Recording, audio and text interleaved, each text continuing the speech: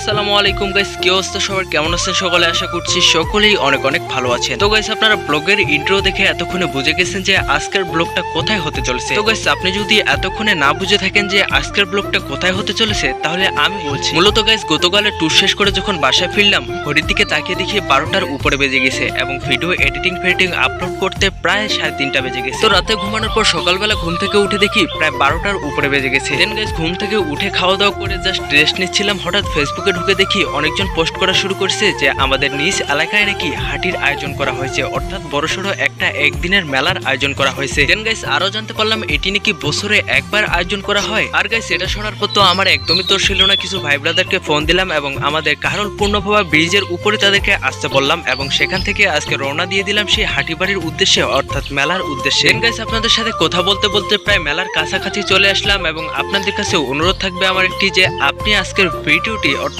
ব্লগটি সম্পূর্ণ দেখতে থাকুন এবং আজকে আমি তুলে ধরার চেষ্টা করব একটি গ্রামীণ মেলা অর্থাৎ গ্রামীণ হাটি কিভাবে আয়োজন করা হয় সেটি দেখাবো আজকের এই ব্লগে। দেন গাইস, আপনারা দেখতে পাচ্ছেন যে দেখতে দেখতে চলে আসলাম সেই হাটিবাড়ির গেটের সামনে এবং এখানে আজকে মেলাটা উপভোগ করব খুব সুন্দরভাবে। আরো 3 ঘন্টা 4 ঘন্টা টাইম আছে। তো গাইস, আসার সাথে সাথে ফ্রেন্ডের সাথে দেখা, ফ্রেন্ড বললো কি অবস্থা না অবস্থা, কোথায় থাকিস, কি করিস না করিস। গাইস, এই সমস্ত ভালো মন্দ জিজ্ঞাসা করার পর আমরা পড়লাম একটা ঝামেলায় যে গাড়ি কোথায় পার্ক করব। অর্থাৎ আপনারা সামনে দেখতে পাচ্ছেন যে গ্যারেজের ব্যবস্থা করা হয়েছে, সেখানে কি একটা গাড়ি পার্কিং করা 50 টাকা করে দিতে হবে। জাস্ট গাইস, কোনো ব্যাপার না, আমরা আলাদাখানে গাড়ি পার্কিং করে রাখবো, সেখানে 10 টাকা 20 টাকার মতো দিতে হবে। জাস্ট আমরা মেলা ঢুকে গেলাম এবং গাড়ি আমাদের পার্কিং করা শেষ। ঢুকে দেখলাম রমরমা পরিবেশে চলছে মেলা। তো গাইস, আসার আগে ভাবছিলাম যে ছোটখাটো মনে হবে, কিন্তু এখানে এসে দেখি অনেক বড় মেলার আয়োজন করা হয়েছে। জাস্ট একটু পরে দেখতে পেলাম কিছু মানুষ এখানে অনেক দূর দূরান্ত থেকে এসেছে এবং তীর্থে বসে গেছে সাধনা করার জন্য। গাইস, ধীরে ধীরে এতটাই জমজমাট হয়ে উঠে এই মেলা যে আমরা পরবর্তী সময় পা ফেলার কোনো জায়গায় পাচ্ছিলাম না। আপনারা একটু লক্ষ্য করলে বুঝতে পারবেন যে একটা ক্যাপ পরা ছেলে আমাদের দিকে এগিয়ে আসছে। আসলে এই ছেলেটি আমাদের সাথে আসলেও সে হারিয়ে যায়, তৎক্ষণাৎ আমরা খুঁজে পাই তাকে। আর গাইস, অন্যদিকে কাকার কাণ্ড কারখানা দেখুন একবার। কাকা কত সুন্দরভাবে বড়া পাকোড়া বিক্রি করছে এবং আমরাও তাতে অর্ডার দিয়ে দিলাম এবং আমাদেরও হাতে ধরিয়ে দিল বড়া এবং পাপড়। দেন গাইস, পাশের দোকানে ভাজা হচ্ছিল জিলাপি। দেন আমরা জিলাপি খেলাম না, কারণ জিলাপি আসলে